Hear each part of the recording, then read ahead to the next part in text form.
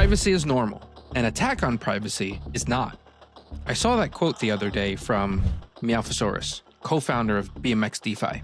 And that it's the perfect way to start this conversation, right? And just a quick and important reminder before we get started, this is strictly for educational purposes only. Let me ask you, when was the last time you actually thought about privacy coins? If you're like most people, it's probably been a while. They just kind of faded out for a lot of us. But here we are in 2025, and suddenly Zcash is back in the conversation. And it's not just noise either. The project is seeing real attention. You see it on social media, you see more mentions in the press, just genuine curiosity from people who are rediscovering what Zcash even stands for. And now, to be fair, not everyone forgot. Of course not. There's always been a significant group of people who have never stopped caring about privacy. Builders, users, advocates who kept pushing this idea that privacy isn't optional. It's essential. And maybe that's why this moment feels a little different. Think about it. We're in this era of constant surveillance, right? Banks flagging transactions, governments experimenting with digital currencies, every payment being logged somewhere. Behind all the market chatter, what's really resurfacing is something bigger. It's a sign that people still care about privacy. So how did we even get here? If you don't know the backstory, Zcash launched way back in 2016. It was founded by Zuko Wilcox O'Hearn and this team of cryptographers who wanted to build something that went beyond Bitcoin, something that protected financial privacy. It came straight out of academic research, and it introduced this, at the time, radical new idea called ZK-SNARKs. And all that means, basically, is a way to prove a transaction is valid without revealing anything about it. And we'll talk a little bit more about that later on in this video. But yeah, the early days were pretty messy. There was all this excitement, but also controversy. But still, the team just kept iterating. They kept shipping upgrades. You had Sapling in 2018, which made the private transactions way faster and lighter. Then in 2022, they had Halo, which was a big deal because it finally got rid of that old trusted setup and replaced it with a new proof system. And now you can just use one unified address that handles both private and public funds. It's cleaner, it's simpler. Zcash was quietly evolving while a lot of people had just moved on. So what changed? Why are we talking about this now? After this long, quiet stretch, the narrative around privacy just came roaring back.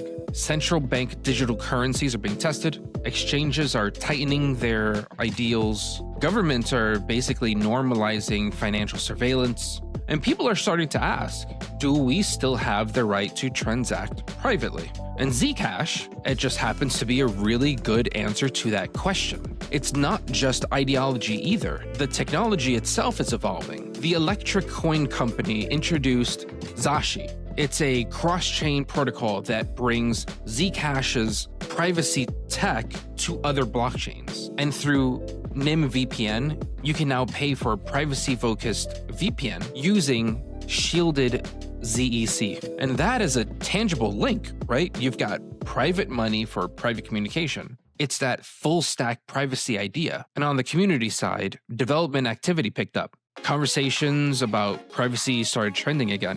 Ecosystem projects like Maya Protocol started integrating Zcash swaps. It's the kind of organic attention you get when people realize a project never really stopped building. It just stopped shouting about it. So let's get into the tech for just a second and we'll keep it really high level.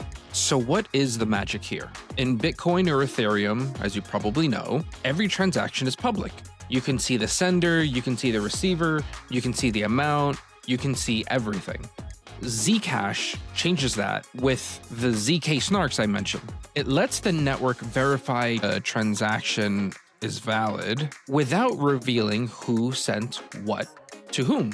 And the best analogy I heard is, think of it like mailing a sealed envelope. everyone can see it's been sent and received, right? So we've verified that transaction has occurred or that envelope has been sent, but no one can see what's inside. And what's really clever is that Zcash's privacy is optional. They're not shoving it down your throat. You can choose between transparent and shielded addresses, and that flexibility gives you a choice. And honestly, it gives regulators a little more comfort. Businesses can even share view keys, which is part of Zcash's tech that allows auditors or regulators to actually open the envelope to prove compliance if needed. And here's the proof. It's actually catching on. Real usage of the shielded private features are at their highest levels. A growing share of Zcash is now held privately, which means people are actively using the features that set it apart. So Zcash has the tech, but why now? I think it's because the world just feels a little different. In 2017, privacy was kind of a niche cypherpunk idea. But in 2025, it's a personal value. Every part of our lives is tracked. Our spending, our movement, our conversations. The default is visibility. But the more visible we become, the more people start wanting a way to step out of that spotlight. And that's what Zcash and really all privacy coins represent. They're not about hiding. They're about having control over who you share your personal information with. And I saw this really strong quote from a friend of BMX DeFi, Juan at Nillion Network. And he said, "Privacy is the sledgehammer through which today's digital Berlin Wall will come crashing down." And that's a heavy image, but it fits because privacy isn't rebellion. It's just balance. And it's not just individuals thinking this way. Institutions are starting to get it too. Grayscale reopened its Zcash Trust to new investors. Major exchanges continue to support the ZEC token even when they've dropped other privacy assets. So I think the takeaway here is pretty simple. Privacy isn't taboo anymore. Privacy is necessary. And when privacy coins start getting attention, the regulators start circling. Japan and South Korea banned them years ago. The EU's new AML laws, which are like the United States KYC laws, take effect by 2027, are basically going to push them off regulated exchanges. In the US, they aren't banned, but they're constantly under the microscope. You see this weird middle ground, right? One exchange lists Zcash, but here's the catch. They only allow transparent withdrawals for US users. It's this unspoken compromise. Okay, privacy can exist, but only in this limited form. Still, Zcash stands out because of that optional privacy.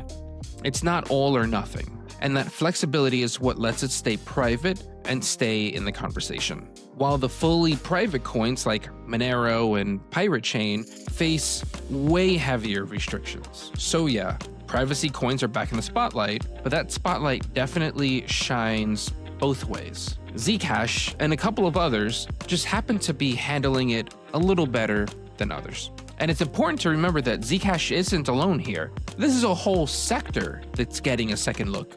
You still got Monero, which is the heavyweight, right? Private by default, untraceable, widely used. You've got Pirate Chain, which takes Zcash's tech to the absolute extreme.